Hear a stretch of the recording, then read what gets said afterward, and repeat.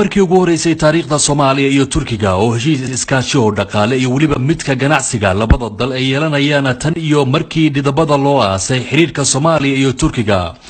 wafdi hogaaminayo ra'iisul wasaare ku-xigeenka dalka mudane Mahad Maxamed Guuleed oo ka kooban 13 xubnood oo ka kala socday wasaaradaha dalka ayaa shirkan iskaashiga goobjoog ka noqonaya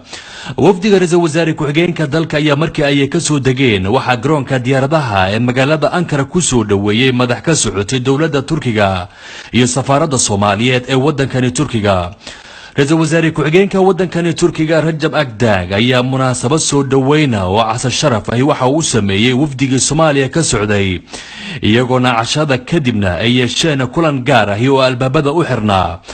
kulanka kadib ayaan waxaan wax ka weydiinay ra'iisul wasaare ku-xigeenka dalka waxa ay ka wada hadleen dhigiisa Turkiga waxa xalay nimid dalka Turkiga aniga iyo wafdi aan hogaaminayo ka tirsan xubno golaha wasiirada xukuumadda federaalka Soomaaliya ka tirsan iyo guddi 13 qof oo farsamo oo ka socda dhamaan guddida dhaqaalaha ee golaha wasiirada ujeedada shirkan aan u nimid dalka Turkiga waxa weeye waan muddo ka shaqeynayna waxa ogtiin Turkiga inay tahay dal aynu saaxiib dhownahay waxaanu ka wada hadalnay oo aan ka doodaynay iskaashiga dhinaca dhaqaalaha waxaan maanta wada fadhiistay guddida farsamo ee labada dhinac caawa waxaan kulan foolka foola yeelanay ra'iisul wasaare ku-xigeenka Turkiga Rajab Agdag iyo xubno ka socda golaha waxay ugu helinayay kulankii hore wasiirka kalluumaysiga iyo wasiirka ganacsiga iyo warshadaha iyo wasiirka ku-xigeenka arrimaha dibadda ambassadorka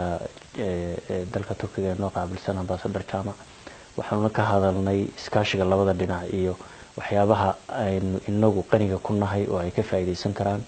faa'iidada ay heshiisyadan ay u leeyihiin labada dal ayaa waxa ka dooday khubaro ka kala socday dalalka Soomaaliya iyo waliba Turkiga iyadoo ugu dambeyntii la isla gartay in heshiisyadan la saxiixi karo arinta ugu weyn ayaa waxa ay tahay in Soomaaliya ay gaarto isku filnaansho iyadoo ka faa'iideysanaysa kheyraadka dalkeeda sida xoolaha beeraha iyo waliba kalluumaysiga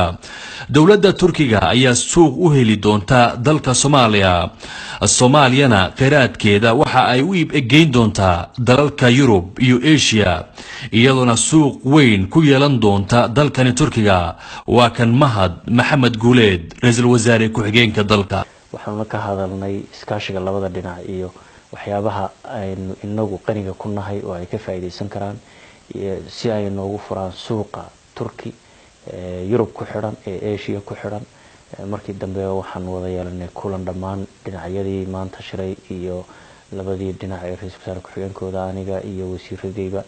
dawladda Soomaaliya ayaa waxa ay ku dadaalaysaa sidii ay uga bixi lahayd kaalmada shisheeyaha waxayna markaan suuq geyn ay u sameyn doontaa kheyraadka dalka iyadoona la sii marsiinayo dalkan Turkiga Salman Jamal Saeed TV-ga caalamiga Universal magaalada Ankara.